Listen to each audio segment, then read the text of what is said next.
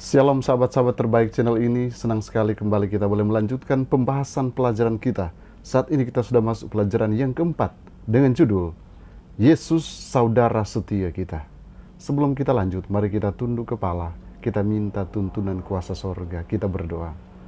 Bapa Sorgawi, kebutuhan kami saat ini ialah hadirnya kuasa Roh Kudus-Mu menerangi hati dan pikiran kami, memberikan pencerahan untuk firman kebenaran yang akan kami perdalam saat ini.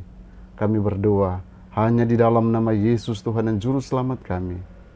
Amin. Oke, puji Tuhan, kita boleh ada di pelajaran yang keempat. Ayat yang melandasi pembahasan kita diambil dari Ibrani 2 ayat yang ke-14. Firman Tuhan berkata seperti ini. Karena anak-anak itu adalah anak-anak dari darah dan daging, maka ia juga menjadi sama dengan mereka dan mendapat bagian dalam keadaan mereka, supaya oleh kematiannya ia memusnahkan dia, yaitu iblis yang berkuasa atas maut. Saudaraku, kita akan coba lihat sedikit perbandingan antara Ibrani 1 dan Ibrani yang kedua, di mana Ibrani yang pertama fokus kepada Yesus yang ilahi, sedangkan Ibrani pasal 2 fokus kepada kemanusiaannya Yesus. Ibrani 1 berbicara tentang Yesus sebagai anak Allah, penguasa atas para malaikat, dan cahaya kemuliaan Allah dan gambar wujud Allah. Ibrani pasal 2, Yesus adalah anak manusia yang dibuat lebih rendah dari para malaikat dan yang mengadopsi sifat manusia dengan segala kelemahannya, bahkan sampai pada titik kematian. Dengan satu alasan, kita akan bahas sebentar. Dalam Ibrani pasal 1, Allah berkata tentang Yesus, anakku engkau.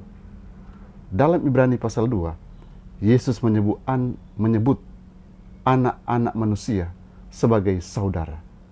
Ibrani pasal 1, Bapa menyatakan kedaulatan ilahi daripada anak.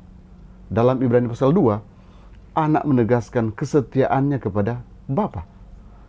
Kemudian, Ibrani pasal 1 juga, Yesus adalah Tuhan pencipta, pemelihara, dan penguasa.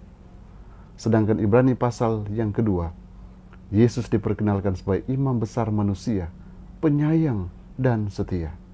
Jadi singkatnya, gambaran Yesus sebagai saudara yang setia dan penuh belas kasihan digambarkan dalam gambar tentang anak itu sendiri sebagai perwujudan akhir dari Allah pencipta yang kekal. Mari coba kita lihat satu persatu pelajaran penting yang kita akan paling tidak mendapatkan pelajaran yang boleh motivasi kita menerima Yesus sebagai anak Allah yang mati untuk saya dan saudara. Poin pertama, saudara sebagai penebus. Ibrani pasal 2 ayat yang ke-15. Dan supaya dengan jalan demikian ia membebaskan mereka yang seumur hidupnya berada dalam perhambaan oleh karena takutnya kepada kematian. Saudaraku, kita kembali flashback. Pada zaman Israel kuno, seseorang dapat diambil sebagai budak untuk membayar hutang mereka. Jika mereka tidak menyelesaikannya, mereka diperbudak sampai tahun Yobel. Jadi kurang lebih 50 tahun. Baru segala sesuatu dipulihkan seperti sedia kala. Namun, 50 tahun adalah waktu yang sangat lama. Tahun Yobel, tahun pembebasan, di mana semua dikembalikan kepada asalnya. Jika dahulu sudah menjual tanah, menjual warisan, maka pada tahun yang ke-50 semua akan dikembalikan kepada pemiliknya. Namun saudara, 50 tahun adalah waktu yang lama. Maka hukum Musa juga mengatur bahwa kerabat dekat dapat berfungsi sebagai penebus mereka dengan melunasi hutang mereka, dan dengan demikian membebaskan mereka walaupun belum sampai kepada tahun Yobel. Jadi dengan syarat harus saudara dekat. Penebus juga bertanggung jawab untuk membalas pembunuhan seorang kerabat. Nah, lihat, yang bertanggung jawab adalah saudara dekat. Saudaraku, sejak Adam berdosa, kita semua telah diperbudak oleh dosa. Kita telah dijual kepada setan sebagai budak. Yesus menjadi manusia. Dia adalah saudara kita. Dia harus menjadi saudara kita, harus menjadi kerabat dekat kita, sehingga dia boleh menebus saya dan saudara. Dia melunasi hutang kita dengan kematiannya di Kalvari. Oleh karena dia menjadi saudara kita. Luar biasa Allah kita. Luar biasa Yesus kita. Kemudian poin yang kedua, tidak malu menyebut mereka saudara. Ibrani pasal 2 ayat yang ke-11. Sebab ia yang menguduskan dan mereka yang dikuduskan, mereka semua berasal dari satu. Itulah sebabnya ia tidak malu menyebut mereka saudara. Kata Ibrani mengatakan bahwa Yesus tidak malu menyebut kita sebagai saudaranya. Ibrani pasal 2 ayat yang ke-11. Meskipun bersatu dengan Allah, Yesus merangkul kita sebagai bagian dari keluarganya. Solidaritas ini kontras dengan rasa malu publik yang diderita oleh para pembaca Ibrani dalam komunitas mereka dalam konteks itu. Kisah Musa adalah contoh dari apa yang Yesus lakukan bagi saya dan saudara. Musa menolak tahta Mesir dan memilih untuk menjadi bagian dari bangsa yang diperbudak, yaitu saudara-saudaranya. Yesus juga demikian. Yesus adalah Raja alam semesta. Dia menjadi bagian dari bangsa yang diperbudak oleh dosa. Dia tidak malu menjadi bagian dari keluarga budak, keluarga pembunuh, keluarga orang miskin, dan orang berdosa yang tidak bermoral dan tak bercelah. Saudaraku, tantangan untuk kita. Apakah kita malu untuk menyatakan bahwa Yesus, Raja alam semesta, adalah saudara kita? Yesus tidak malu menerima saya dan saudara apa adanya, saudara. Dia terima kita sebagai saudaranya. Mari kita terima dia sebagai Raja alam semesta yang sudah mati untuk dosa-dosa saya dan saudara. Oleh karena dia mau menyebut kita saudara. Mari kita mengakui secara terbuka bahwa Yesus adalah Tuhan kita. Di dalam buku Step to Christ, chapter 1, halaman 14, pena inspirasi berkata begini. Kristus harus menyamakan dirinya sendiri dengan kepentingan-kepentingan serta keperluan-keperluan umat manusia. Dia yang pernah satu dengan Allah telah menghubungkan dirinya sendiri dengan anak-anak manusia dengan ikatan yang tidak akan pernah dapat diputuskan. Yesus tidak malu mengaku mereka itu saudara.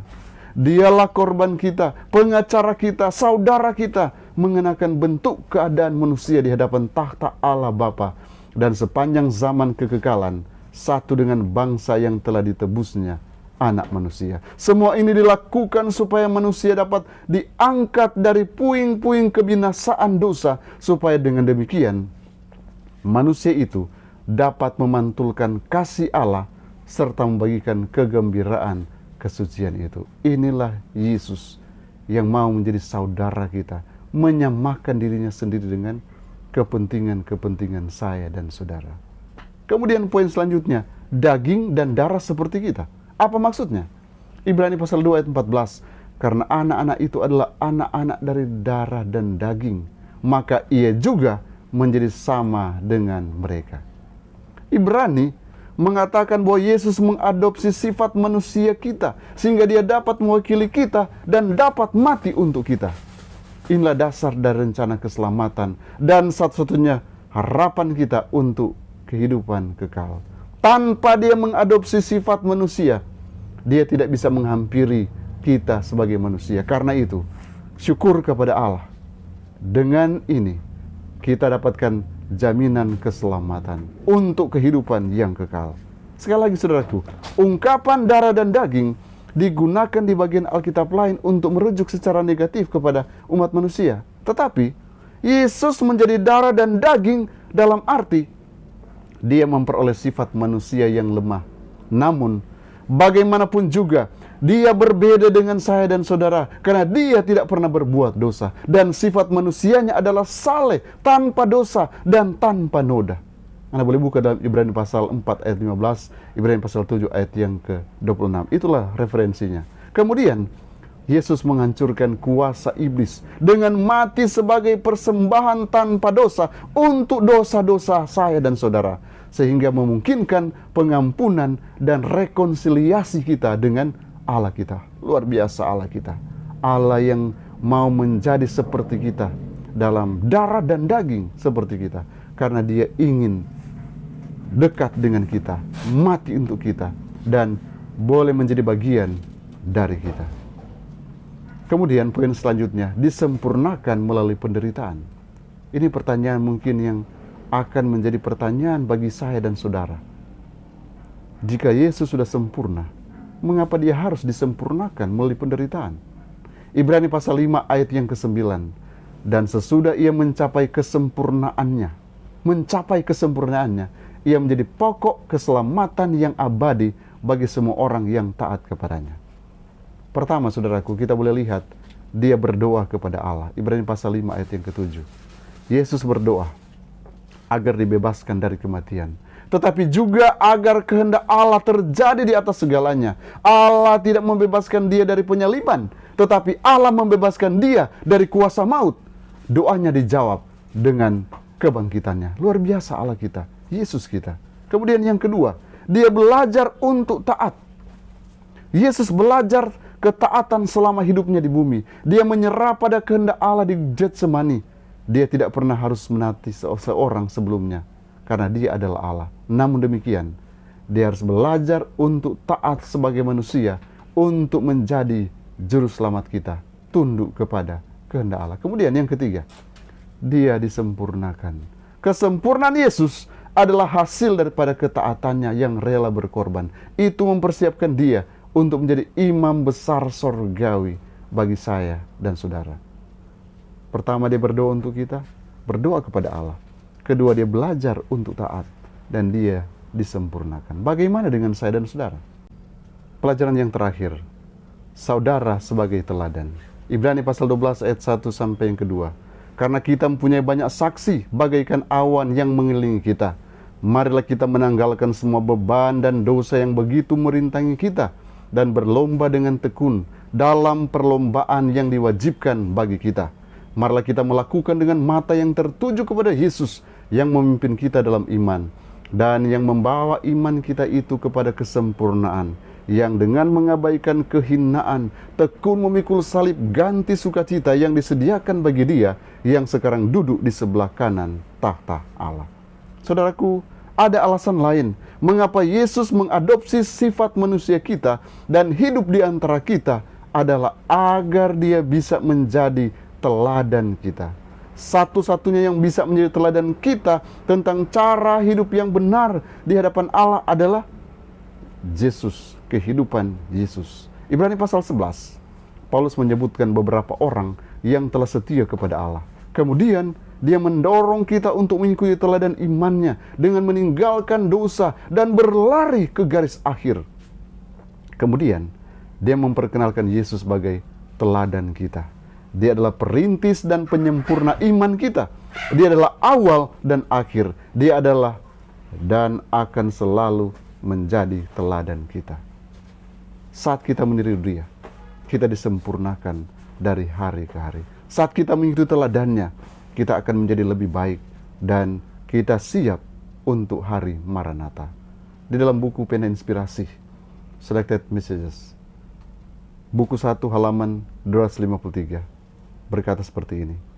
Kristus datang ke bumi, menjadi manusia dan berdiri sebagai wakil manusia untuk menunjukkan dalam pertentangan dengan iblis bahwa manusia, sebagai mana Allah menciptakannya, yang terhubung dengan Bapa dan Anak, dapat mematuhi setiap persyaratan ilahi. Dengan kata lain, kita manusia juga bisa mematuhi setiap persyaratan ilahi ketika kita diperhadapkan dengan pertentangan dengan iblis. Kita akan mampu seperti Yesus karena Yesus sudah memberikan contoh dan teladan.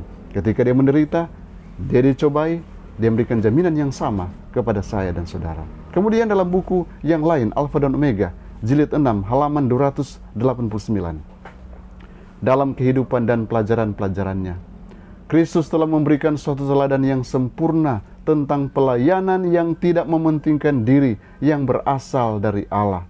Allah tidak hidup bagi dirinya sendiri oleh menciptakan dunia dan oleh memeliharakan segala perkara. Ia senantiasa melayani orang-orang lain. Bapamu yang di sorga, yang menerbitkan matahari bagi orang yang jahat dan orang yang baik, dan menurunkan hujan bagi orang benar dan orang yang tidak benar. Matius 5 ayat 45. Pelayanan yang ideal ini telah diamanatkan Allah kepada anak-anaknya. Yesus sudah diberikan untuk menuntun umat manusia agar teladannya ia dapat mengajarkan apa arti melayani. Sudahkah kita tertantang dengan contoh dan teladan Yesus? Sudahkah kita juga mau melayani seperti Yesus Kristus? Sudahkah kita melihat gambaran yang jelas tentang siapa Yesus kita yang rela datang untuk saya dan saudara? Oh saudaraku, mari kita tetap respons akan panggilan Yesus, karena dia datang memberikan contoh dan teladan hidup seperti kita sebagaimana manusia, dan dia memberikan contoh yang indah untuk kita ikuti. Mari kita tetap melihat Yesus sebagai teladan kita yang sempurna. Kiranya Tuhan Yesus memberkati kita semua. Mari kita berdoa. Kiranya kasih karunia-Mu dan damai sejahtera-Mu yang melampaui segala akal akan terus meyakinkan kami, memperjelas semua kebenaran firman yang sudah kami perdalam saat ini. Tolonglah kami yang lemah ini, kuatkan iman kami untuk kami selalu percaya hanya kepadamu Yesus yang sudah mati bagi dosa-dosa kami. Engkau datang menjelma menjadi manusia dan menjadi seperti kami karena Engkau rindu agar kami boleh beroleh keselamatan. Terima kasih Tuhan, Engkau akan perjelas firman kebenaran yang sudah kami perdalam. Dalam nama Yesus, amin.